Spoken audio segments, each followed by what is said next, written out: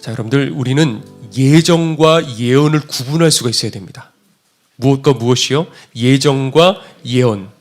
자, 예정과 예언은 무엇이 다를까? 예정은 하나님의 전지전능하심 속에 속한 것입니다. 그리고 예언은 하나님께서 인간에게 주신 은사예요. 자, 예정은 불변한 것입니다. 전지전능하시니까. 그런데 예언은 그렇지가 않습니다.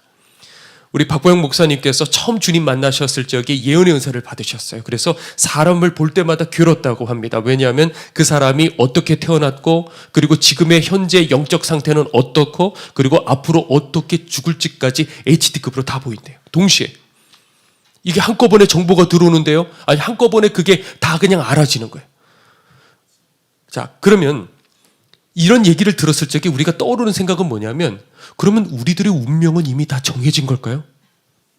그러면 우리는 아무것도 안 해도 알아서 예수 믿게 돼 있고, 알아서 그러면 천국 가게 돼 있는 걸까요? 여러분, 이런 생각 해보신 적 있죠? 반대로 나는 아무리 노력하고 회개를 해도 그러면 지옥 가는 걸까요? 자, 그렇지가 않습니다. 회개하고 예수님을 생명 다해서 붙들면 그 잘못된 운명에서부터 벗어날 수 있다는 거예요. 그래서 마태복음 10장 22절에 이런 말씀이 있습니다. 또 너희가 내 이름으로 말미암아 모든 사람에게 미움을 받을 것이나, 뭐라고 돼 있어요? 끝까지 견디는 자는 구원을 얻으리라 그랬어요. 어떤 사람이 구원받는다고요? 끝까지 견디는 자가 구원을 얻는다 그랬어요. 자, 하나님의 전지전능하심은 우리 인간의 영역이 아니에요. 하나님의 전지전능하심은 인간의 시각에서 본다고 한다면 나중에 다 지나가고 났을 적에, 아, 이게 하나님의 예정하심이구나, 전지전능하심이구나, 그걸 그때 가서 아는 거예요. 그러니까 우리가 하나님의 영역이기 때문에 이건 우리가 판단하고 뭐 생각할 부분이 아니에요. 다만 우리가 생각하고 우리가 노력해야 될 건 뭐냐? 죽는 순간까지 이 믿음을 지켜내는 것, 견뎌내는 것. 우리는 여기에만 신경 쓰면 되는 거예요. 뭐 예정이고 뭐고 인간의 이 생각으로 이걸 어떻게 다 알겠습니까? 그리고 다 지나가고 나서 우리가 다 같이 이렇게 천국에 가게 될 때, 아, 천국 한 그때 우리들의 모습을 보고, 아, 내가 선택받았구나 라고 지나가고 나서야 알게 되는 거예요. 자, 그런데 예언이라는 것은 그렇지가 않습니다. 예언이라는 것은, 자, 왜 보여주실까? 물론 앞의 일을 그냥 뭐 그대로 보여주실 수도 있지만은 보통 그런 경우는 어떤 경우냐면 고치라고 보여주시는 거예요. 그대로 가면 그 망하는 그 운명의 길로 가는 거예요. 그런데 너가 회개하고 네가 정신 차리고 주님 붙들면 그 길로 걸어가지 않을 수가 있어. 그런 경고성의 의미로 주어지는 경우들이 보통 많습니다. 자, 그렇기 때문에 예언은 하나님의 전지전능하심에 발끝에도 미치지 못하는 거예요. 그저 일부 부분을 어렴풋하게 이제 보는 것밖에 안 되는 거예요. 자, 그렇다면 여러분들 어떻습니까? 우리가 관심 가져야 되는 건 예언이 아니고 뭐예요? 하나님의 전지전능하심인 거예요. 여러분들은 하나님께서 전지전능하시다는 사실을 믿으십니까? 자, 지금까지 아마 이런 것에 대해서 전혀 의심도 하지 않고 지금 신앙생활을 해왔을 수도 있어요. 자, 그런데 막상 우리가 내 삶에서 하나님의 전지전능하심을 요만큼이라도 경험하면요, 그 순간에 우리들은 깜짝하고 놀라서 마치 이전에 안 믿은 사람인 것처럼 그렇게 놀라게 돼 있어요. 그럼 그 전에 믿음은 가짜냐? 그런 건 아니지만 막상 내가 경험했을 적에 그게 요만큼이라도, 그래서 하나님께서는 우리 인생길에서 때때로 하나님 택하신 그 자녀들에게 살짝 하나님의 전지전능하심을 보여주실 때가 있어요. 그걸 왜 보여주시느냐? 그건 왜 그러냐면 우리들로 하여금 하나님만 경외하고 하나님만 의지하게 하기 위해서라는 것이죠. 자, 지금까지 제가 신앙생활 하면서 저에게도 종종 그런 일들이 있었어요. 예전에 한번 얘기한 적이 있는데, 제가 신학생 때 성경을 읽으면서 하나님 앞에, 하나님 저는 이렇게 하겠습니다. 하나님 저는 앞으로 이렇게 하겠습니다. 하나님 저는 앞으로 이런 일들이 왔을 적에 저는 이런 결단을 하겠습니다. 여러 가지 하나님 앞에 조목조목 결단했던 그 일들이 있었어요. 그리고 세월이 지나갔을 적에 정말 그 모든 일들이 결단한 그대로 하나님께서 다 보셨던 것 같아요. 그 일들이 그대로 이루어졌어요. 그런데 그 중에 하나가 뭐였냐면, 하나님 저는 나중에 목사가 되더라도 성지순례 가지 않겠습니다. 왜냐하면 성경을 읽었는데 그들은 과부의 가사를 삼키며, 이런 대목이 나오는 거예요. 그러면 나는 이 말씀 보고 뭘 지킬 수 있을까? 완벽한 걸 말하자는 게 아니에요. 내가 할 수 있는 한 가지는 뭐가 있을까? 그래, 성지순례 가지 말자. 왜냐하면 성지순례를 목사가 가게 되면 대부분 이런 교회 같은 이 교회에서 이렇게 지원을 받아서 이제 가게 되잖아요. 그러면 그 누군가의 헌금을 통해서 목사는 가게 되고, 그런데 그 헌금 중에 가난한 어떤 할머니의 헌금도 들어갈 수 있겠다. 근데 그걸 내가 어떻게 그렇게 갈 수가 있겠냐? 그러니 하나님, 저는 가지 않겠습니다. 물론 그게 간다고 해서 죄는 아니에요. 그렇죠? 당연히 목사님들께서 성지순례 갔다 오시고 거기서 좋은 경험들, 귀한 것들도 보시고 그걸 통해 또 성도들에게 귀한 말씀도 전해주시면 되는 거예요. 전혀 잘못은 없고 문제는 없는데 그냥 제가 하나님 앞에 그렇게 그때 결단을 했던 거죠. 그리고 이제 세월이 지났습니다. 한참의 세월이 지나서 이제 당시 이제 저희가 있었던 지방인데 각 지방마다 한 30개, 40개 정도 교회가 있어요. 저희 감리교회는. 그런데 그 지방에서 이 성지순례를 이제 보내주려고 그랬어요. 그런데 이제 부부면 그 당시가 벌써 십몇 년 전인데 600만 원이 들었어요. 그 당시에도. 어마어마하게 많이 들었죠. 제가 알고 있는 지금 성지순례 간 그 코스 중에 제일 좋았어요. 그래서 제일 많이 들었어요. 그런데 가난한 개척교회 목사님들은 50만 원만 자부담했으면 됐어요. 나머지는 다 지방에서 지원해 주겠다. 지금까지 그런 코스가 없었어요. 너무 좋았어요. 자, 여러분들 어떻게 했겠습니까? 그 순간에. 아, 이때구나 하고 단칼에 제가 그냥 잘라버렸죠. 저는 안 갑니다. 다 가는데 저는 안 갑니다. 그러니까 지방 목사님들이 이해를 못하는 거예요. 야, 50만 원만 있으면 너 갈 수 있는데 왜 안 가냐고. 혹시 50만 원 없냐고. 다들 그거를 걱정하기도 하고 답답해하는 거 왜 안 가냐고. 그리고 이제 이제 목사님들 가시고 난 다음에 교회에서 이제 우두커니 혼자 있는데 아내가 말을 하는 거예요. 결혼을 우리가 하고 난 다음에 지금까지 한 번도 여행다운 여행을 한 번도 해본 적이 없어. 그러니까 우리 이때 한번 가보자. 어디? 부산에 가자. 근데 제가 얘기했어요. 부산은 너무 멀어. 사실 이게 부산은 너무 멀어. 그러니까 저희 아내가 타협을 보는 거예요. 뭐라고 하냐면 그러면 이번에 제가 어렸을 적에 살았던 그 경주라도 한번 가보자. 근데 경주는 그러면 가면 또 새벽 예배를 인도를 하지를 못해. 그러면서 제가 또 거절을 했어요. 그래서 이것도 안 돼, 저것도 안 돼. 그래가지고 결국에는 당일치기로 그 춘천에 그 닭갈비 먹고 그렇게 오는 걸로. 그리고 합의를 봤어요. 그래서 이제 가려는 그날 이제 새벽 기도 시간이었어요. 근데 새벽 때 한 4시 좀 넘었었나요? 이제 교회 도착을 했는데 권사님 한 분이 일찍 오신 거예요. 그리고 저를 보시더니 너무 반가우셔서 막 여러 가지 얘기를 하시는데 권사님은 저한테 얘기를 하시는데 권사님과 상관없이 귀에서 무슨 소리가 들리기 시작하는 거예요. 이게 뭐지? 권사님은 얘기하시는데 죄송한 거예요. 권사님 잠시만요 하고 이 소리를 따라 이 소리가 어디서 나는 거지 싶어가지고 바깥으로 나갔어요. 복도를 갔어요. 계단 쪽으로 갔어요. 그런데 계속 소리가 여기도 들리고 복도에도 들리고 다 들리는 거예요. 이상하다. 이런 소리가 날 리가 없는데 그렇게 싶어가지고 다시 본당으로 돌아왔는데 여전히 그 소리가 들리기 시작하는 거예요. 근데 제가 어리석죠. 그제서야 알아차렸어요. 그 소리가 가만히 보니까 제 오른쪽 귀에만 선명하게 들리고 있는 거예요. 왼쪽 귀는 안 들렸어요. 그 순간에 깨달았어요. 하나님께서 나한테 뭔가를 알려주시려나 보다. 저도 모르게 알아지는 거예요. 오늘 무슨 일이 있으려나 보다. 그리고 난 다음에 아침이 되어서 그날 이제 그 춘천으로 갔어요. 가서 점심 때 이제 그 닭갈비를 딱 먹고, 근데 저는 무드도 없죠. 딱 먹었으니까 가자 집으로. 왜? 내일 새벽 예배 준비해야 되니까. 빨리 가야 돼. 빨리 가. 근데 아내가 너무 아쉬운 거예요. 여보는 여기서 계속 살았으니까 그렇지만 난 여기서 살았지 않았기 때문에 소양강 댐이라도 한 번이라도 가보자. 그래가지고 알았다. 그러고 갔어요. 근데 이거 차를 타고 여러분들 가보셨겠지만 빙글빙글 이렇게 해서 계속 올라가요. 올라갔는데 보니까 꼭대기까지 가보니까 저도 몰랐어요. 거기는 주차할 데가 없는 거예요. 그러니까 제가 얘기를 했어요. 어차피 우리도 둘 다 못 내리니까 나는 차 여기 잠깐 세워둘게. 여보 혼자라도 잠깐 나가서 인증샷이라도 찍고 그러고 와라고. 그러니까 제가 이런 인간인 거예요. 혼자 그러고 가가지고 저희 아내는 달려가가지고 그 뒤에 이렇게 호수라고 해야 될까요? 댐 그 배경으로 이렇게 착하게 이렇게 혼자서 찍고 있고 저는 이제 운전석에 앉아갖고 이렇게 앉아 있는데 저 밑에서 무리들이 쫙 올라오고 있는 거예요. 한 10명 정도가. 그래서 쭉 올라오는데 누가 이 시간에 오나 하고 보는데 보니까 그 맨 앞에 저 인천에 박보영 목사님이 올라오시는 거예요. 아니 저 유명한 인천에 저 박보영 목사님, 그런데 이렇게 바로 앞으로 이제 지나오는데 들킬 것 같아갖고 제가 어떻게 했냐면 그 운전석에 레버를 당겨갖고 확 하고 저는 누웠어요. 그러고 난 다음에 박 목사님은 저를 못 보시고 이렇게 지나가고, 애꿎은 저희 아내는 아무것도 모르고 혼자서 이렇게 착각착각 찍다가 박보영 목사님을 만나게 된 거예요. 그래갖고 어떻게 여기 오게 됐냐고. 그래서 저희 아내가 이제 자초지종을 다 얘기를 했어요.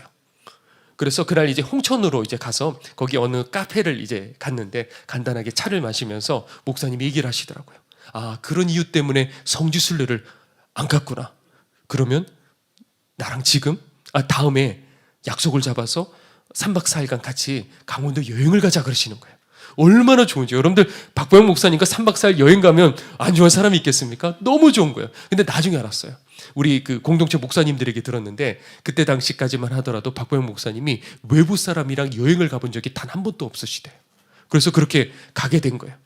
근데 그날 그렇게 이제 약속을 다 하고 홍천에서 이제 목사님은 인천으로 가시고 저희는 그 당시 이제 용인이니까 용인으로 이제 돌아오는 그 길에, 근데 갑자기 얼마나 이렇게 감사해. 그러다가 갑자기 새벽에 들었던 그 소리가 기억이 나는 거예요. 가만히 생각해 보니까 제가 그 여러 가지 일들 통해서 다 그날 하루에 홀라당 다 잃어버렸는데, 가만 생각해 보니까 하나님께서는 그 새벽에 이미 이런 일들이 일어날 줄을 아셨던 거예요. 저는 애초에 저희들은 춘천 갈 생각조차도 없었고 춘천 가서도 소양강댐을 올라갈 생각 계획 자체가 없었어요. 그리고 올라갔어도 그게 2분 찰나였어요. 잠깐 2분. 그리고 박보영 목사님은 애초에 어디로 가시려고 그랬냐면 그날 속초로 가시려고 그러셨어요. 그런데 거기 함께 가던 일행 중에 한 사람이 그만 배가 아팠어요. 그래갖고 그 중간에 춘천으로 나와가지고 그 소양강댐 아래에 있는 그 닭갈비집에서 식사를 하시고 그러고 올라오신 거예요. 자, 그러면 이걸 확률적으로 생각해 보면 사실 어마어마한 확률이에요. 그렇죠? 그 2분 찰나. 계획도 없었어. 그런데 하나님께서는 이미 다 그 새벽에, 아니 그 전부터 아셨죠. 다 아시고 그것을 계획하셔서 그렇게 만나게 하셨다는 거예요. 눈물밖에 안 나오더라고요. 하나님 여기까지 아시는구나. 하나님은요, 여러분들의 모든 것들을 다 아셔요. 아시는 것 정도가 아니라 여러분들이 인생을 이끌어 가셔요. 물론 때로는 하나님 내 인생을 어떻게 이렇게 이끌어 가셔요. 그러나 여러분들 그 모든 것까지, 여러분들 앞에 있는 기쁨, 즐거움, 그리고 때로는 아픔, 고난, 모든 것까지 그저 내 모든 것을 이끌어 가시는 전능하신 하나님 앞에 내 믿음으로 하나님 앞에 통째로 맡겨드리는 거예요. 이게 바로 신앙이라는 것이죠. 여러분들 그 하나님이 바로 우리의 하나님이셔요. 든든한 전능하신 하나님. 얼마나 든든합니까? 자, 예수님께서 예루살렘에 입성을 하실 적에 이런 대목이 나와요. 제자 둘을 이렇게 딱 보내시면서 너희들은 저 건너편의 마을로 가보면 아직 아무도 타보지 못한 어린 나귀가 하나가 있을 거다. 그러면 그걸 보면 풀어갖고 그리고 가지고 와라. 그러니까 제자들이 물어보는 거예요. 아니 주님, 그러면 그 주인이 도둑질하냐고 이거 왜 가져가냐고 그거 물어보지 않겠습니까? 그랬더니 아니다. 누군가가 물어보면 주께서 쓰시겠다 그렇게 대답만 해라. 그래서 이 제자들이 그대로 순종을 해서 가보니까 정말 아직 누구도 타지 않는 나귀 새끼 한 마리가 있는 거예요. 그래서 그거를 그냥 풀고 이제 가지고 가려고 그러니까 주인이 화들짝 왜 그거 가져가냐고 물어봤어요. 그랬더니 대답을 그대로 했죠. 주께서 쓰시겠다. 대답을 했어요. 그리고 그냥 가지고 왔어요. 자, 여러분들 이런 모든 것들, 이런 짤막한 대목 속에서도 우리들은 알 수가 있는 거예요. 여기 참 이상한 부분이 있어요. 뭐냐면 제자들이 그 말을 했을 적에 왜 주인은 아무 말 하지 않았을까? 왜 순순히 보내줬을까? 아마 잘은 모르겠지만 제 생각에 주께서 그 전에 계시해 주시지 않으셨을까? 그런 생각을 해봐요. 그러면 뭐가 귀한 거냐? 바로 그 하나님의 계획 속에 있는 그 사람. 하나님의 그 계획 속에 내 나귀를 드릴 수 있는 바로 그 사람. 그 사람이 바로 귀한 그 자리라는 것이죠. 여러분들도 그 하나님의 계획 속에 있는 하나님의 자녀인 줄 믿습니다. 자, 하나님께서는 오늘 본문에 이 사울이라는 한 사람을 세우기로 작정을 하셨어요. 자, 그리고 그 이 한 인물을 세우시기 위해서 오늘 본문에 아나니아라는 사람을 택하셨어요. 자, 그런데 오늘 이야기에서 중요한 포인트가 있어요. 오늘 본문을 잘 살펴보면 자, 하나님께서 아나니아에게 찾아오시기 전에 먼저 누구에게 찾아가셨어요? 사울에게 찾아가셨어요. 자, 왜 아나니아보다 사울에게 먼저 찾아가셨을까? 한번 이게 여러분들 헷갈릴 수 있으니까 한번 생각을 해보죠. 여기 우리 성도님은 아나니아 누구라고요? 성도님은 아나니아예요. 그리고 성도님은 사울이에요, 그렇죠? 자, 사울이에요. 그러면 이제 예수님께서 먼저 누구에게 가셨어요? 사울에게 가셨어요. 그래서 얘기를 하시는 거예요. 아나니아라는 사람이 너에게 오면 네 두 눈을 뜨게 해줄 거야. 그렇게 먼저 얘기를 하신 거예요. 그리고 난 다음에 누구에게? 아나니아에게 이렇게 가셨어요. 그리고 사울이 지금 아나니아라는 사람이 오게 되면 자기를 안수해서 낫게 해줄 거라는 것을 내가 이미 다 말했어. 자, 이렇게 된 상황이에요. 그렇죠? 자, 그러면 성도님이 지금 누구라고요? 아나니아잖아요. 그럼 성도님은 어떤 생각이 들까요? 기분이 어떨까요? 좋아요? 그렇지 않다고요. 자존심 상한다고요. 왜? 나는 아직 결정 내리지도 않았는데 이미 먼저 사울에게 가서 아나니아라는 사람이 올 거야. 안수해서 너를 낫게 할 거야. 아니 왜? 나는 아직 승낙도 하지 않았는데. 나는 아직 저 사울이 보통 사람이 아니잖아요. 그렇죠? 사람 죽이고 다녔어요. 예수 믿는 사람들.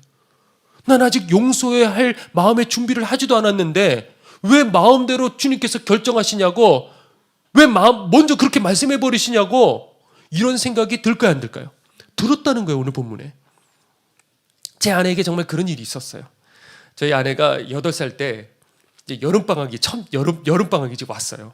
근데 비가 추적추적 내리는 날에 이 횡단보도에 이제 그 초록불이 이제 거의 끝날 때 깜빡깜빡거리잖아요. 근데 이 8살짜리 아이가 그만 뛰쳐서 건너가려고 뛰어 들어갔어요.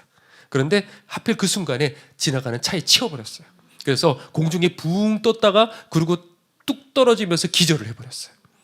그리고 희미한 의식으로 눈을 이렇게 딱 떠보니까 이제 자기 그 발이 보이는데 그 양말에 구멍이 나 있더래요. 그래서 왜 내 양말에 구멍이 나 있지? 나 아침에 나갈 때 양말에 구멍 나지 않았는데. 그리고 또 의식을 잃어버렸어요. 그리고 이게 단기 기억 상실에 이제 걸린 거죠. 근데 지금 생각해 보면 그게 병원이었대요. 그리고 다시 정신을 차리고 보니까 집이었대요. 이거 좀 이상하지 않아요? 왜 집이지? 병원에서 어떻게 됐냐면 말렸는데 저희 장인 어르신께서 병원에 오래 있을 필요 없다 그러면서 아직 기절해 있는 저희 아내 딸을 집으로 데리고 와가지고 다시 정신을 차리고 보니까 집이었던 거예요. 그러니까 저희 장인 어르신은 항상 남을 배려하시는 거예요. 그래서 아이를 치고, 그때 당시 옛날이죠. 그 운전자가 얼마나 두려웠겠어요. 그러니까 불쌍해서 그 사람을 그 자리에서 용서를 해주신 거예요. 그리고 또 배려한다고, 병원비 아낀다고, 우리 딸 걱정 없다고 그러고 데리고 오신 거예요. 그러니까 저희 아내는 뭐예요? 어려서 내 의도와 상관없이 그냥 용서를 하게 된 거예요. 자, 아나니아도 그런 거예요. 사실 아나니아가 아니고서도 얼마든지 주님께서는 사울의 눈을 뜨실 수 있게 하실 수 있어요, 없어요? 가능하시단 말이에요. 그런데 그 수많은 방법 중에 왜 주님께서는 아나니아를 부르셨을까? 자, 하나님의 계획이 있지만 아나니아가 그 하나님의 계획에 동참하기를 하나님은 원하셨던 거예요. 자, 하나님은 우리들에게도 그걸 원하셔요. 동일해요. 전지전능하시지만 그러나 하나님은 우리의 마음을 원하시는 거예요. 아나니아가 자신을 부인할 때 그때 비로소 주님의 뜻이 이루어지게 되는 거예요. 하나님은 이런 식으로 일을 하셔요. 그러니까 자기 부인은 멀리 있지 않다고 옆에 있다는 게 아니라 자기 부인은 뭐예요? 그 일이 내가 준비되지 않았던 갑작스럽게 우리는 십자가에 못 박는 그런 일들이 일어나는 거예요. 그래서 주님께서는요, 내가 가장 싫어하는 일, 제발 이거는 안 했으면 좋겠다 생각하는 그 일로 우리들에게 찾아오실 수 있다는 거예요. 아나니아가 제일 싫었던 거 뭐였어요? 지금 이 대목에서 제일 싫은 그건 뭐였냐면 바로 용서였어요. 그렇죠? 차라리 일 시키는 건 괜찮아요. 일하는 건 괜찮아. 밤새 일해도 괜찮아. 그런데 직장 생활하다가 사람과 관계가 딱 깨졌다. 상사랑 관계가 깨졌다. 그것보다 힘든 게 어디 있겠습니까? 자, 우리가 살면서 그래요. 인간이라는 존재가 그렇습니다. 제일 힘든 거 용서예요. 그러니까 이 아나니아가 오죽했으면 대꾸했겠습니까? 여러분들 생각해봐요. 오늘 여러분들이 기도를 하다가 주님의 음성이 들리는 거예요. 하나님의 임재가 확 임하기 시작하는 거예요. 그러면 그 순간에 뭐 간이고 쓸개고 주님 다 가져가십시오. 다 가져가십시오. 이게 우리 마음이에요. 그렇게 돼요. 알아서 그렇게 돼 있어요. 그런데 오죽하면 이 속에 꽉 들어가 있는 거예요. 미움. 대꾸하는 거예요. 왜? 이미 스데반을 죽였어요. 저 인간은. 그리고 그러니까 아예 평생 저 인간은 앞을 못 봤으면 좋겠어. 그래 우리가 사니까.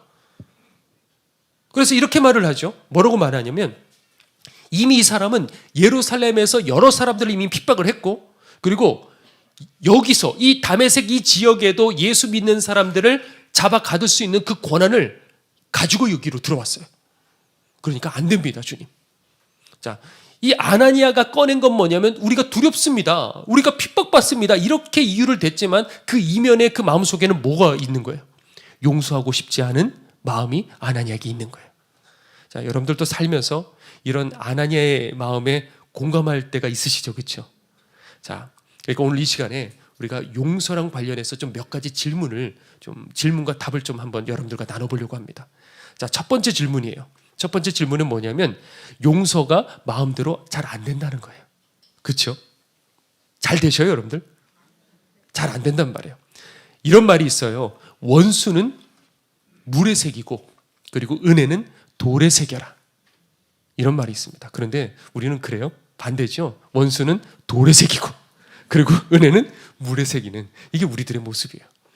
자, 우리가 하나님과 사람 앞에 결단을 했어요. 기도하고 결단해서 내가 이 사람을 용서했어. 고백을 했는데 여러분들 그 이후에는 딱 고백한 다음부터 칼같이 딱 끊고 너무 좋아 이렇게 돼요? 아니라고요, 여러분들. 고백은 했어요. 신앙으로 고백하긴 했지만 또 미운 마음이 또 올라오고 쳐다보고 싶지 않은 그런 생각들이 또 올라와요.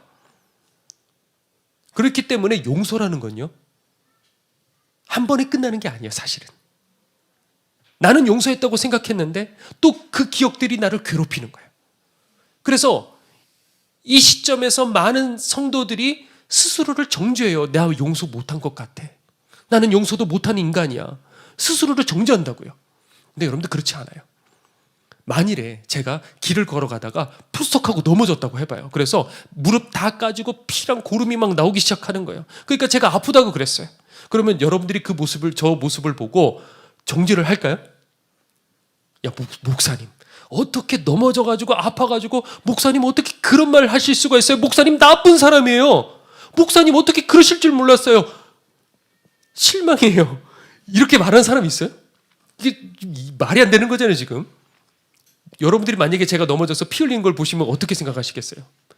빨리 달려와서 목사님 괜찮으세요? 이게 정상이잖아요, 그렇죠? 마음의 상처도 마찬가지예요.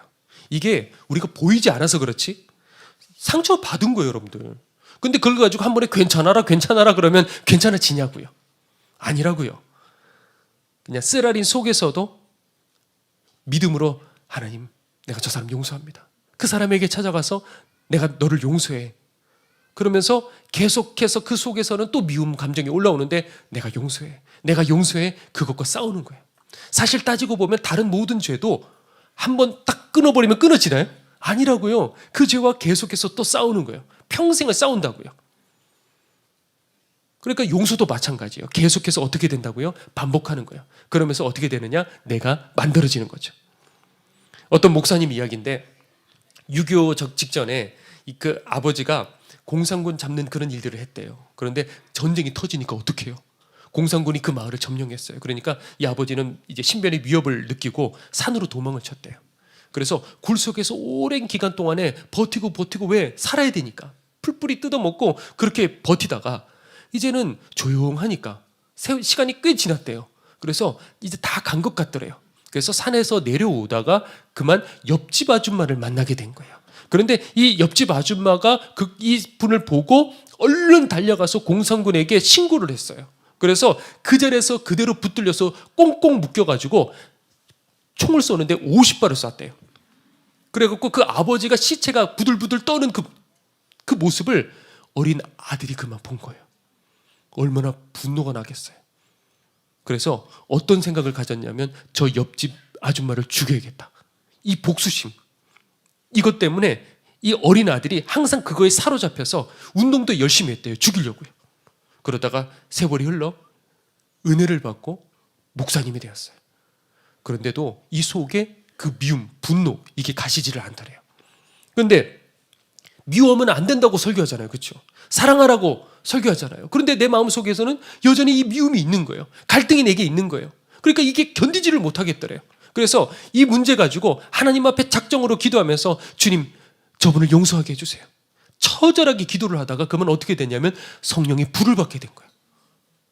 용서해달라고 기도하다가 성령의 불을 받게 된 거예요. 그러니까 불 받는 그 순간에 용서는 당연한 거고 어떻게 됐냐면 이분이 부흥사가 되셨어요. 그래서 그 당대에 정말 전국을 다니는 하나님의 그 불을 토해내는 그런 사람이 된 거예요. 자, 그러니까 감당할 수 없었던 그 미움이 결국 장작이 되어서 하나님 앞에 쓰임받게 된 거예요. 자, 그러니까 여러분들 또 어떻게 되느냐? 마찬가지예요. 계속해서 올라와요. 정죄하지 마셔요. 그것과 평생을 싸우고 또 싸우고 살아가는 거예요. 그러면 하나님께서 여러분들을 만들어 가신다는 거죠. 자, 두 번째 질문이에요. 두 번째 질문 뭐냐? 용서 안 하면 그럼 지옥 가는 건가? 라는 겁니다. 이거 궁금하시죠? 그렇죠? 그 1만 달란트 빚진 자, 왕에게 1만 달란트를 지금 빚을 졌어요. 이 사람이. 그래서 왕이 용서를 해줬어요. 그리고 나가다가 자기에게 얼마? 100데나리온 빚진 사람을 보고 내놔 하고 멱살을 잡았어요. 그런데 그 소문을 왕이 듣고 다시 끌고 와서 감옥에다가 영원히 가둬버렸어요. 자, 그 얘기 여러분들 아시죠? 자, 근데 그때 주님께서 이렇게 말씀하셔요. 너희도 각각 마음으로부터 형제를 용서치 않으면 하나님께서도 너희에게 이와 같이 하시리라. 무서운 말씀이에요. 야고보서에는 이런 말씀이 있습니다. 긍휼을 행하지 아니하는 자에게는 긍휼 없는 심판이 있으리라. 자, 그러면 용서 안 하면 지옥 가는 게 맞는 것 아니겠습니까? 자, 그런데 한번 생각해 봐야 돼요. 간단한 문제가 아니에요. 우리가 이 땅에 육신을 입고 있는 한 완벽한 인간이 있을까요? 없을까요? 없어요. 우리 속에 미움, 탐심, 음란, 시기심, 교만, 자만, 이게 끊이질 않고 계속해서 나와요. 예수 믿고서도 사라져요? 사라져라 그래서 사라지나요? 아니란 말이에요. 그러면 그게 계속해서 올라오는데 그것 갖고 지옥 갑니까? 그렇게 생각하는 사람은 아마 이 중에 없을 거예요. 포기하고 그렇게 살면 성경에 나와요. 하나님 나라를 유업으로 받지 못하리라 그렇게 돼 있어요. 다시 말해서 지옥 간다는 거예요. 그런데 우리가 그것과 끊임없이 싸우고 회개하고 또 자빠지는데 또 일어나서 싸우고 하는 그 사람 또 지옥 가냐라는 것이죠. 아니라는 거예요. 그리고 또 반대로 생각해봐요. 하나님 앞에 우리가 선행을 하잖아요. 그런데 우리끼리는 야, 성도님 정말 대단하셔요. 우리는 아름답다고 서로 칭찬할 수 있을지 모르겠지만 그게 과연 하나님 보시기에도 완벽한 선행일까요? 전 그렇게 생각해요. 죄뿐만이 아니라 선행조차도 하나님 앞에 완벽한 건 단 하나도 없다. 전 알겠더라고요. 왜냐하면 남을 판단하기 전에 제가 어떤 선행을 했을 적에 제 마음속에 어떤 마음이 동시에 있냐면 남들이 좀 알아봐 줬으면. 나는 죽어라고 누군가를 도왔는데 사람들이 엉뚱한 사람에게 박수를 치는 거예요. 그러면 제 마음속에 어떤 마음이 드냐면 선한 감정이 드는 거예요. 이런 것들을 봐서 내가 하나님 앞에 드리는 이 선행조차도 완벽한 게 아니구나. 죄가 끼어 있는 거예요. 그런데 하나님은 그걸 왜 기쁘시게 받으시냐 하면 우리를 이미 자녀로 삼으셨기 때문에 자녀의 그것으로 보시는 거예요. 예를 들어 여러분들 만약에 유치원 다니는 어린 딸이 아빠 나도 사과 깎아줄게 엄마 하는 거 보고 그래서 깎는데 이게 예쁘게 깎아요? 껍데기에 그냥 다 떨어져가지고 그냥 요만하게 만들어가지고 찌그러진 거를 그냥 해갖고 오면 여러분들 그걸 딱 받았어요. 접시에. 기분이 어떨까요? 기분 나빠요? 그럴 수도 있어요. 요새 사과값이 비싸니까. 자, 그런데 여러분들 그렇게 하지 않죠. 아이고 우리 딸 너무 잘했어. 다 컸네 어른 다 됐네. 이렇게 얘기해요. 기분이 좋아요. 그러니까 하나님께서도 우리 불완전한 헌신이라 하더라도 이미 당신의 은혜로 우리를 자녀 삼아 주셨어요. 그래서 그 자녀 삼으신 하나님의 의를 가지고 우리를 기쁨으로 받아주시는 거예요. 자, 그러니까 그걸 용서로 한번 다시 돌아가 보자는 거예요. 만약에 여러분들이 누군가를 확고한 마음으로 난 용서하지 않아, 여전히 적개심을 품고 끝까지 여러분들이 그렇게 살아간다. 그러면 아까 말씀에 긍휼 없는 그 심판을 받게 된다는 거예요. 그러나 여러분이 그 미움과 싸우려고 하고 용서하려고 발부둥 치는데 또 잘 안 되고 또 용서하려고 하고, 그러면 그것 때문에 벌어지는 것은 아니라는 거예요. 아까 말씀했듯이 마음으로부터 형제를 용서치 않으면, 그래도 마음으로부터 형제를 용서해야 되지 않습니까? 그러면 또 생각해봐요. 지나가는 여인을 보고 음란한 마음을 품었을 적에 이미 뭐라고요? 간음한 거래요. 자유예요, 이 중에? 남자들 중에 자유한 사람 있어요? 없다고요. 마찬가지라는 거예요. 우린 죄인이라고요. 그런데 하나님은 그걸 보신 게 베드로라고 생각해봐요. 배반했다고요. 끝장이잖아요, 사실은 따지고 보면. 난 저 사람 몰라. 그러니까 난 예수 안 믿어, 이 말이에요. 우리로 말하자면. 자, 그런데 이 베드로가 그렇게 하고 싶었던 게 아니고 너무 두려워서, 무서워서 순간 그랬단 말이에요. 그랬을 적에 주님께서 베드로 보고 난 너 몰라 그러지 않으셨어요. 먼저 찾아오셨단 말이에요. 여러분이 정말 성령으로 거듭났고 지금도 여러분들에게 성령님께서 계신다고 한다면 여러분들은 그대로 있을 수가 없어요. 아나니아의 마음속에도 미운 감정이 있었어요. 그런데 주님께서 아나니아에게 말씀하신 것처럼 성령님께서 계속해서 여러분들에게 너 그러면 안 돼. 너 미워해서는 안 돼. 자꾸 이 부담감을 주시기 때문에 처음에는 막 순간에는 분노가 되는 거예요. 순간에 너무 미운 거예요. 근데 그 사람 앞에 갔을 적에 나도 모르게 웃고 있네. 내가 미쳤지? 내가 왜 웃고 있지? 그 왜 그러냐면 성령님께서 계속 부담감을 주시는 거예요. 너 그러면 안 돼. 결국 견딜 수가 없으니까, 이 속에 불이 타니까 내가 먼저 손을 내미는 거예요. 돌아서서 또 미운 마음이 들어요. 내가 미쳤지? 내가 왜 손을 내밀어? 근데 이 마음속에 그 마음을 가지면 자꾸 성령님께서 너 그러면 안 돼. 뭐 이게 음성이 들린다는 게 아니라 이런 마음들이 계속 주어지니까 그렇게 살아갈 수밖에 없는, 이게 바로 성령으로 거듭난 사람이라는 거예요. 자, 질문 세 번째입니다. 자, 용서하면 내가 망할 것 같은 그런 두려움이 있을 수 있어요. 자, 이게 무슨 얘기냐? 주님께서 이렇게 말씀하셨어요. 네 오른뺨을 치면 어떻게 하라고요? 왼뺨도 돌려대고, 그리고 너를 고발해서 속옷까지 가져가려는 그 사람에게 뭐라고요? 겉옷까지 주고, 그리고 너를 억지로 오리를 끌고 가는 그 자에게 어떻게 하라고요? 십리까지 동행하고, 그리고 너의 원수를 사랑하고 너를 박해하는 자를 위해서 뭐하라? 기도하라 그러셨어요. 자, 이 산상수훈 말씀 그대로 순종해 보려고 여러분들 해보신 적 있으신가요? 그대로. 난 그대로 한번 해보려고 그랬다. 자, 속옷, 그분들에게 한번 가면 생각해 보셔요. 속옷 가져가려는 사람에게 겉옷까지 주려고 하면 어떻게 될까요, 여러분들?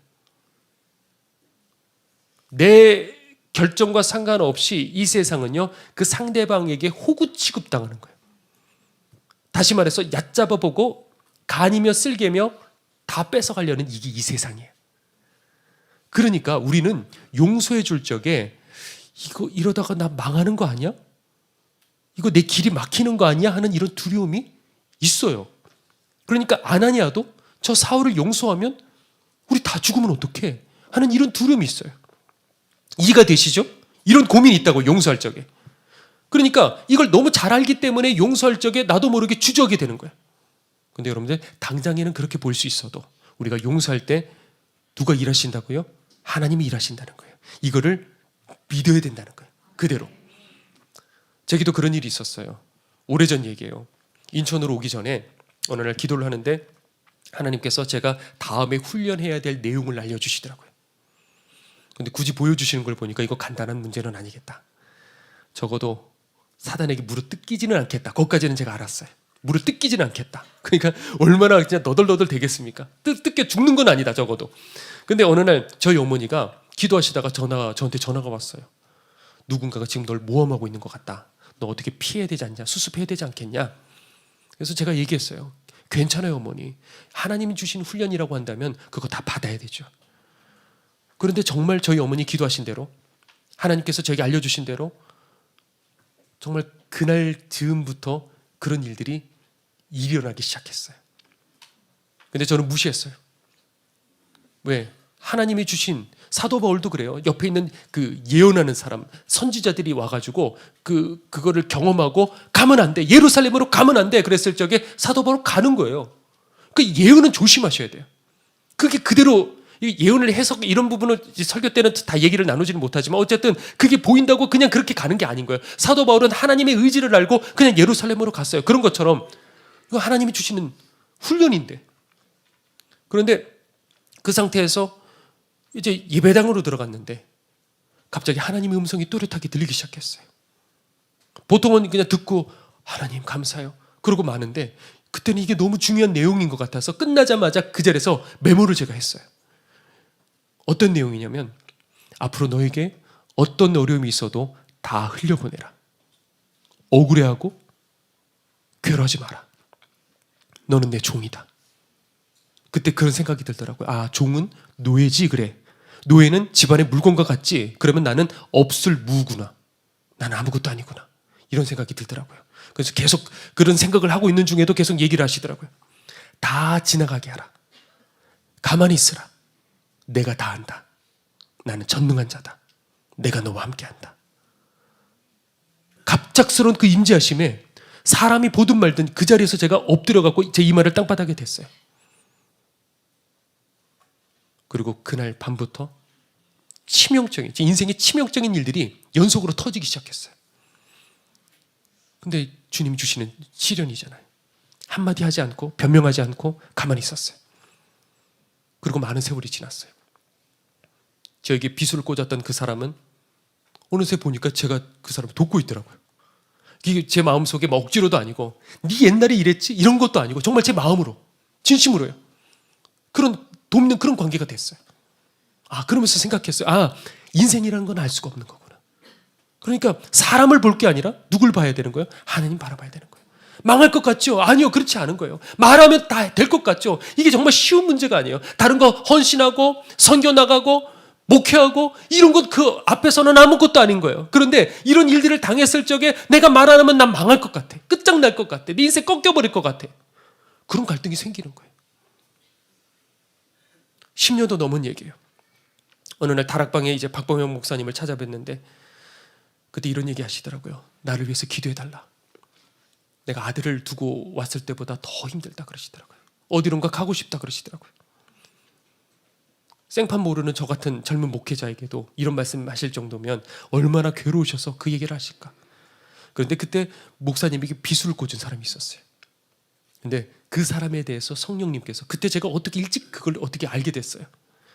뭐라고 성령님께서 말씀하셨냐면, 저는 후회는 하지만 회개는 못한다. 얼마나 무서운 말씀이에요. 저는 후회는 하지만 회개는 못한대요. 그런데 그 다음에 뭐라고 그러시냐면, 그러나 너는 저를 용서해라. 네가 용서하는 것이 아니라 내가 용서하는 거다. 너는 다만 나에게 순종하면 되는 거야. 아니, 주님은 용서하실 수 있을지 몰라도 전 용서 못해요. 주님은 용서하시는데 왜 내가 용서를 해야 돼요? 아나니아처럼 우리는 이런 반항심이 그 순간에 올라올 수도 있어요. 그렇죠? 내가 한 게 아닌데. 근데 네가 용서하는 게 아니라 뭐라고요? 내가 용서하는 거라. 그 안에 내가 있어요, 없어요? 주님이 그 말씀하셨을 때 그 안에 내가 있어요, 없어요? 나는 없는 거예요. 우리는 뭐라고요? 주님의 종인 거예요. 종이란 말 그대로 내 생각, 내 주장, 내 기호 없어요. 다만 주인의 명령에 순종만 하는 거예요. 그게 진짜 종인 거예요. 우리가 예수님을 영접한다는 말의 의미가 뭐냐? 바로 내가 종 되겠다는 거예요. 내 주장, 내 생각, 내 감정 없어요. 다만 주인의 명령에 순종만 하는, 이게 진짜 종인 거예요. 예수 믿습니다. 아멘. 끝. 당신 예수님 믿습니다. 당신 거듭났네요. 이런 거 아닌 거예요. 진짜 종은 주인의 명령에 내 생각 내려놓고, 물론 나오죠. 물론 속상하죠. 물론 억울하죠. 물론 변명하고 싶어요. 그런데 그걸 내려놓고 나는 종입니다 하고 나를 꺾어버리는 그 사람. 그게 진짜 하나님 보시기에 거듭난 진짜 종이라는 거예요. 자, 그러면 종이 하는 일은 뭐냐? 다른 거 아닙니다. 나를 날마다 죽이는 거예요. 왜? 나 살아있으니까 아직까지. 자꾸 떠오르니까. 속상하니까. 감정이 올라오니까. 그거를 계속해서 죽이면 내 자존심, 내 권리, 내 성질 계속 죽이고 그저 말씀에 순종하는 거예요. 그러면 어떻게 되느냐? 그 사람은 그때부터 주님께서 일하시는 사람, 그때부터 성령께서 확 잡고 끌고 가시는 그 사람이 되는 거예요. 진짜 하나님의 사람. 그런데 그러면 다 망할 것 같았어요. 그때. 그런데 바로 그때부터 가만히 제가 관찰했을 적에 그때부터 사람들이 다락방으로 모이기 시작했어요. 그전에는 없었어요. 목사님이 그냥 낮에 안수받을 사람 있으면 다 일어나십시오. 그 자리에서 다 다니시면서 안수하셨어요. 그때 사람이 없었어요. 근데 그때부터 사람들이 오기 시작했어요. 그러니까 망하는 게 아니었던 거예요. 하나님이 그 순간을 보셨던 거예요. 자, 오늘 본문 이야기도 그래요. 이 시점에서 아나니아가 이제 순종을 했어요. 그렇죠? 그래서 사울이 있는 그 집으로 찾아가서 용서를 했을 적에 아나니아의 손에서 하나님의 능력과 치유의 기적이 일어나게 됐어요. 자, 이때까지 아나니아는 몰랐어요. 내가 용서한, 그리고 내 손으로 치유의 역사가 일어난 이 사람이 앞으로 어떻게 될지. 이 사울이 나중에 어떻게 돼요? 사도 바울이 되죠. 그래서 수많은 영혼들을 살리고, 이 사도 바울이 썼던 그 편지가 하나님 말씀의 일부분이 돼서 2000년 동안의 이 성경 말씀을 읽고 수많은 영혼들이, 저도 그랬어요. 로마서 8장. 수많은 영혼들이 주님을 만나 거듭나고 구원받게 된 거예요. 여러분들, 이 사실을 애초에 알았다고 한다면 가만히 있었을까요? 내가 용서한 그 사람을 통해 어마어마한, 셀 수도 없는 그 수많은 사람들이 천국으로 올라가게 된다는 그 사실, 거기에 그 가장 귀한 그 자리에 쓰임받게 되는 그 키 포인트가 뭐였냐면 바로 용서였던 거예요. 그 용서의 열쇠로 억지로라도 열었을 적에 그때 하나님의 역사가 일어나는 거예요. 하나님의 뜻이 펼쳐지는 거예요. 그러니까 망하는 게 아니라는 것이죠. 오히려. 그래도 제가 이렇게까지 얘기해도 물론 용서의 문제라는 건 쉽지가 않아요. 왜냐하면 별의별 너무 많은 사연들이 있어요. 기가 막힌 일들이 있어요. 그러니까 우리가 이 땅에 사는 한, 계속해서 사람들 사이에 있는 한, 이 미움과 상처의 기억들은 자꾸자꾸 쌓일 수밖에 없어요. 확 벗어버리고 싶은데 뜻대로 안 되고, 마치 마음 한켠에 떼고 싶은 혹같이, 그런데 이렇게 붙어 다니는 이 부담을 안고 우리들은 살아가고 있어요. 그게 때로 여러분들의 가족이라든지 가까운 그 사람, 매일같이 만나야 되는 사람이라고 한다면 그 상처의 골은 너무 깊어서 이게 쉽게 한마디 꺼내는 것조차도 엄두가 나지 않을 그런 순간도 있을 거예요. 우리는 어떻게 해야 될까? 오늘 이제 말씀 이야기하고 이제 정리를 할게요. 얼마 전에 이제 학교 제가 간다 그랬잖아요. 그런데 수업 시간에 교수님이 저희들 이제 학생들에게 이렇게 질문을 했어요. 예수님께서는 원수를 사랑하라 하셨는데 원수 사랑이 쉬운 게 아닌데, 그렇죠? 쉬운 게 아니야. 근데 어떻게 원수를 우리는 사랑할 수 있을까? 어떨 때 원수까지도 사랑할 수가 있을까? 여러분들은 어떻게 생각합니까? 어떨 때 우리가 원수까지 사랑할 수 있을까요? 가능하나요? 근데 그 순간에요, 제가 그 답이 뭔지를 알겠더라고요. 그런데 제가 그 답을 교수님에게 직접 듣고 싶었어요. 그래서 말하지 않았어요. 근데 답하는 사람이 그때 없었어요. 근데 그러자 이제 교수님이 얘기를 하셨어요. 사람이 죽음 앞에 서는 순간이다. 원수를 사랑할 때는 사람이 죽음 앞에 서는 순간이에요. 그게 제가 뭔지를 알겠더라고요. 그 앞에 서면 모든 게 의미가 없어요. 처음에 암인 걸 아는 순간에 박보영 목사님이 이렇게 얘기하셨어요. 사모가 죽으면 나 더 이상 강대상에 못 설 것 같아. 나 어디론가 사라져버릴 것 같아. 나 더 이상 못해. 근데 제 마음이 그런 거예요. 말하진 않았지만. 그런데 주님께서 재촉하시기에 그 마음조차도 십자가 아래로 내려놓는 거예요. 죽음 앞에 서는 그 순간에 모든 미련이 다 사라지더라고요. 그 전에 집착했던 거, 이것 없으면 절대 안 될 것 같은 거. 그런데 마치 자다가 깬 사람처럼 뭐가 소중한 건지 뭐가 부질없는 건지 그 순간에 쫙 구분되기 시작하더라고요. 여러분들, 미움과 상처도 마찬가지예요. 죽음 앞에 서게 되는 그 순간에 다 의미 없는 거예요, 여러분들. 제가 그러던 중에 저희 아내가 이제 암 때문에 처음에 이렇게 고생하는 중에 우연찮게 신문 기사를 하나 보게 됐어요. 그게 어떤 거냐면 몇 년 전에 그 전라북도 교육청에서 주최한 어떤 동시 대회가 있었는데 거기서 최우수상 탔던 6학년짜리 어린아이 시였어요. 제목은 뭐냐면 가장 받고 싶은 상. 이 아이가 가장 받고 싶은 상은 무엇이었을까? 어떤 상이었을까? 제가 한번 잠깐 읽어드릴게요. 아무것도 하지 않아도, 짜증 섞인 투정에도, 어김없이 차려지는 당연하게 생각되는 그런 상, 하루에 3번이나 받을 수 있는 상, 아침상, 점심상, 저녁상, 받아도 감사하다는 말 한마디 안 해도 되는 그런 상. 그때는 왜 몰랐을까? 그때는 왜 못 보았을까? 그 상을 내시던 주름진 엄마의 손을 그때는 왜 잡아주지 못했을까? 감사하다는 말 한마디 꺼내지 못했을까? 그동안 숨겨놨던 말, 이제는 받지 못할 상 앞에 앉아 홀로 되뇌어 봅니다. 엄마 사랑해요. 엄마 고마웠어요. 엄마 편히 쉬세요. 세상에서 가장 받고 싶은 엄마상, 이제는 받을 수가 없어요. 아직도 그리운 엄마의 밥상, 이제 다시 못 받을 세상에서 가장 받고 싶은 우리 엄마 얼굴상.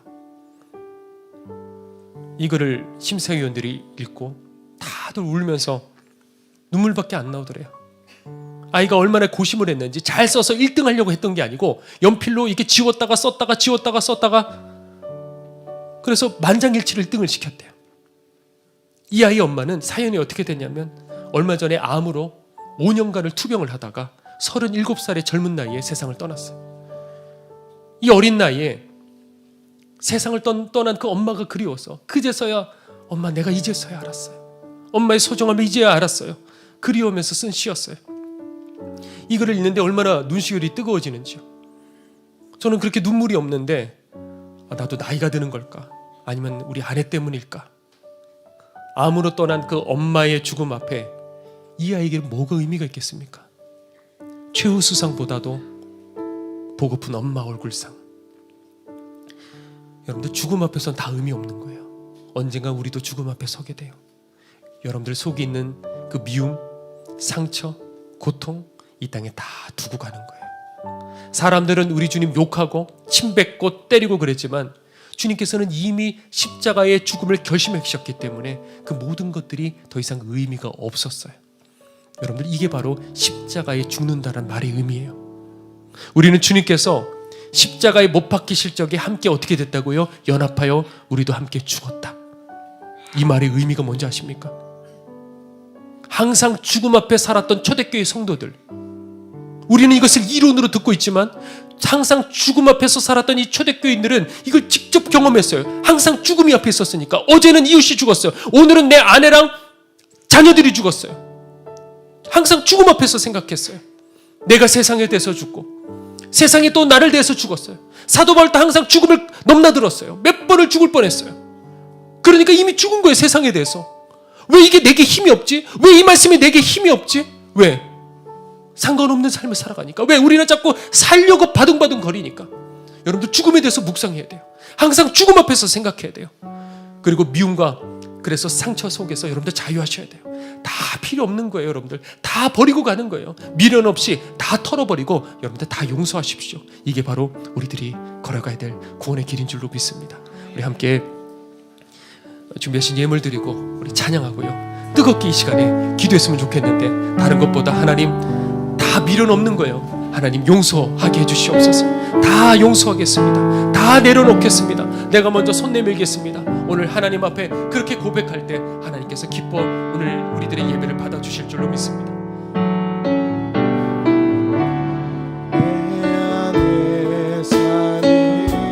예수 그리스도니, 예수 그리스도니 나의 죽음도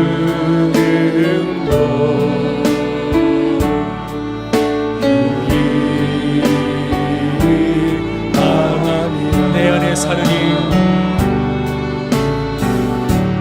내 안에 사느니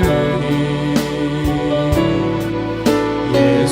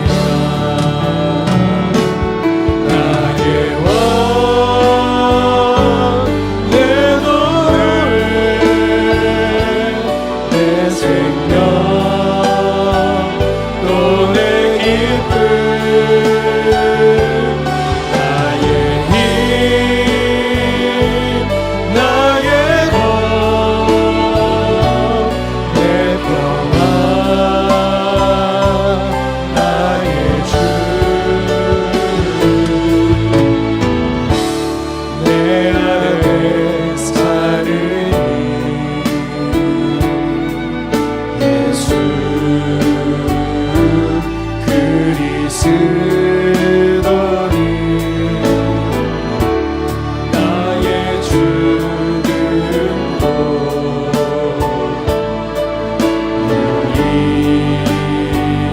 우리 다시 한번 고백하겠습니다. 내 안에 사느니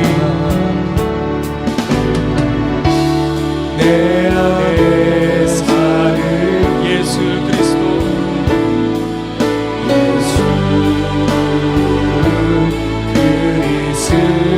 그리스도니 나의 죽음도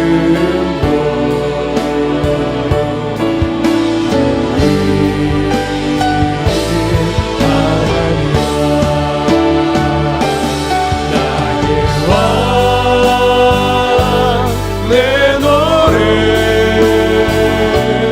내 생명 또 내 이름 나의 힘 나의 복 내 평화 우리 두 손 들고 고백하겠습니다. 나의 왕 내 노래 나의 왕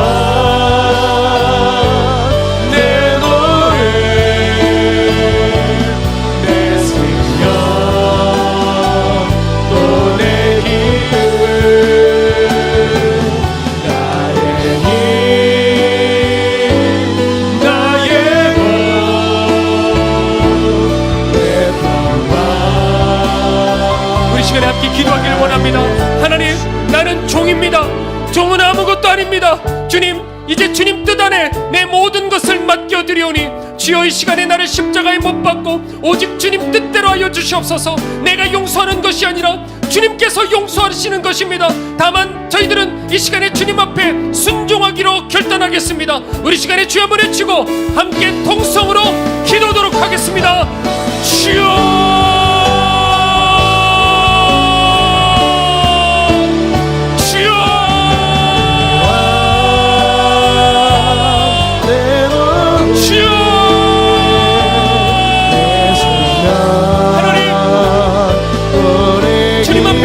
순종하며 하나님 최선을 다하며 많은 것들을 희생하고 많은 것들을 결단해도 여전히 내 마음속에 누군가를 미워하며 그 미움의 감정 속에 어쩔 줄을 몰라 때로는 스스로 정죄하고 때로는 그 분노에 사로잡혀 흔들리는 내 모양이 너무나도 주님 앞에 부끄러워 어쩔 줄을 몰라 하는 우리들의 인생 오늘 주님 앞에 이대로 통째로 주님 앞에 올려드립니다. 주님 이 시간 우리들을 붙들어 주시소. 하나님 성령을 부어주시옵시고 내가 가장 내 마음속에 미워했던 그 영혼 내게 상처 준 그 영혼 생각만 하면 분노하고 쳐다만 보면 피하고 싶은 그 사람 하나님 이제는 우리 주님께서 날 용서하셨듯이 그 십자가의 사랑을 다시 한번 이 시간에 우리들 볼 수 있게 해주셔서 가장 미워하는 그 원수라도 먼저 나아가 손 내밀 수 있는 그 믿음을 저희들에게 허락하여 주시옵소서. 저희들의 힘으로 부족하오니 성령께서 오늘 우리들에게 힘을 주시고 능력을 주셔서 주님의 마음 탄식하시는 그 심령으로 그를 불쌍히 여길 수 있는 그 마음을 이 시간 우리들에게 허락하여 주시옵소서. 이 땅 다 지나가는 것입니다. 죽음 앞에 서면 아무런 의미가 없는 것입니다. 주님 다 내려놓게 하여 주시옵소서. 하나님 다 내려놓게 하여 주시옵소서. 불을 다 털어버리게 하여 주시옵소서. 우리 주께서 십자가에 못 박히실 때 나도 함께 십자가에 못 박혔다는 그 사실 사도 바울은 그치질 않았습니다. 항상 죽음 앞에 살아갔기에 하나님 그 말의 의미가 무엇인지 알았습니다. 우리는 교리로 우리는 말씀으로 아무리 눈으로 보고 배워왔다 한들 여전히 내 속에 내 자아가 살아있으며 여전히 내 속에 내 자존심과 이 미운 감정들이 살아있습니다. 주여 이제는 죽음 앞에서 생각할 수 있게 해주시옵소서. 죽음 앞에서 묵상할 수 있게 해주시옵소서. 하나님 그래서 우리들의 두 눈을 뜰 수 있게 해주셔서 아무것도 아무 미련도 다 버리고 아무 집착도 이 시간에 다 끊어버리고 주님의 십자가 발 앞에 내려놓을 수 있게 하여 주시옵소서. 이 시간 주님을 의지합니다. 하나님 이 시간에 우리들을 용서하시 바로 날 나를 용서하신 그 십자가의 사랑이 물밀듯 우리들에게 밀려내려와 하나님 용서할 수 있게 해주시옵소서. 다 내려놓을 수 있게 해주시옵소서. 나는 아무것도 아닌 종이 될 수 있도록 성령님이 시간 역사하여 주시사 오늘 주님 앞에 거듭나며 다시 한번 깨어졌던 주님과의 관계가 회복될 수 있는 하나님의 자녀 되게 하여 주시옵소서. 우리 주님 의지합니다. 우리 주님 의지합니다. 하나님 우리들을 붙들어 주시사 우리들로 깨닫게 하소서. 우리들로 알게 하여 주시옵소서. 그 십자가 사랑 이 시간 우리들에게 다시 한번 우리들을 새롭게 하여 주시옵소서. 하나님 사도 바울이 깨달았던 이 진리를 알게 해주시옵소서. 죽음 앞에 서면 아무런 의미가 없습니다. 다 미련 없이 다 버릴 수 있는 것들인데 그것 가지고 우리들은 집착하고 그것 가지고 우리들은 욕심부리고 여전히 포기하지 않고 미워하고 분노하고 하나님 서로 상처 주고 하나님 죽음 앞에 생각하게 하소서. 아버지 죽음 앞에 넘나들며 내가 언제 죽을 줄 모르는 그 사도 바울은 이미 주님과 함께 연합되어 십자가에 못 박혀 죽었노라 고백할 수 있었던 것처럼 이 시간 우리들의 눈을 성령을 통하여서 뜨게 하여 주셔서 쓰잘데기 없는 것들 다 버리고 하나님 영원한 가치를 위해서 살아갈 수 있게 하여 주시옵소서. 하나님 내가 용서하는 것이 아니라 주님께서 용서하시는 것입니다. 그 앞에 나는 없습니다. 나는 없어도 상관없습니다. 우리들은 종이고 우리들은 그저 집안의 물건에 불과하고 우리들은 없을 무인 것입니다. 아버지 종이어야 될 것은 죽을 때까지 내 자아를 십자가에 못 박고 내 감정과 내 자존심과 내 모든 생각들을 주님의 십자가 발 앞에 내려놓는 이것인 줄로 믿사오니 우리들이 끝까지 포기하지 않고 견딜 그 자들이 천국 가게 될 줄로 믿습니다. 주님 우리들의 믿음이 연약합니다. 우리들의 마음이 쉽게 무너집니다. 그러니 오늘 시간 우리들에게 성령을 부어주셔서 하나님 원수까지라도 사랑하며 아버지 내게 가장 상처 준 바로 그 사람 남편일 수 있어요. 내 자식일 수 있습니다. 내 부모일 수 있습니다. 내게 가까이 있는 그 사람 하나님 오늘 이 시간에 결단하여 이제 나아가 먼저 손 내밀 수 있고 먼저 그 품에 끌어안아줄 수 있는 하나님 그 은혜를 이 시간 우리들에게 허락하여 주시옵소서. 하나님 오늘 주님 앞에 우리들의 귀한 예물을 이 시간 올려드립니다. 주여 이 귀한 예물 꼭 받아주시사 지금도 죽어가고 있는 영혼들이 있습니다. 쓰러져 있는 영혼들이 있습니다. 하나님 그들에게 주님의 도우심이 되고 생명이 되고 주님의 능력이 될 수 있도록 쓰임받게 하여 주셔서 그들이 이 일들을 아버지 주님의 도우심을 경험하게 될 때 그 손길을 그 손을 붙잡고 다시 한번 일어서고 구원받는 그 기가 막힐 사울이 바울이 되는 그 역사하심을 주님 경험케 하여 주시옵소서. 이것이 복된 것인 줄 믿습니다. 그러니 오늘 이 자리에 있는 주의 사랑하는 성도들과 모든 온라인 성도들 기억하여 주셔서 아버지 우리들의 삶의 부족한 부분들 그때마다 주님 채워주시고 전능하신 하나님의 권능으로 우리들의 삶을 이끌어 주셔서 아버지 세상 어려운 때입니다. 그러나 주의 사랑하는 자녀들은 그 간구하는 것마다 응답하시고 채워주시옵소서. 지금 이 자리에 병든 자들이 있습니다. 아버지 온라인 성도들도 오늘 이 시간에 아픈 그 부위를 손에 대고 간절히 기도할 때 주님 이 시간 예수 그리스도의 이름으로 치유하여 주시옵시고 고쳐주시옵시고 그대로 일어설 수 있게 하여 주시옵소서. 지금은 우리를 위하여 십자가에 달려 돌아가신 예수 그리스도의 은혜와 하나님의 크신 사랑과 성령님의 함께 하심이 이제는 용서하며 그 십자가를 붙들며 나아가기를 원하는 주의 모든 백성들 머리 위에 지금부터 영원토록 함께 하옵시기를 간절히 축원하옵나이다. 아멘.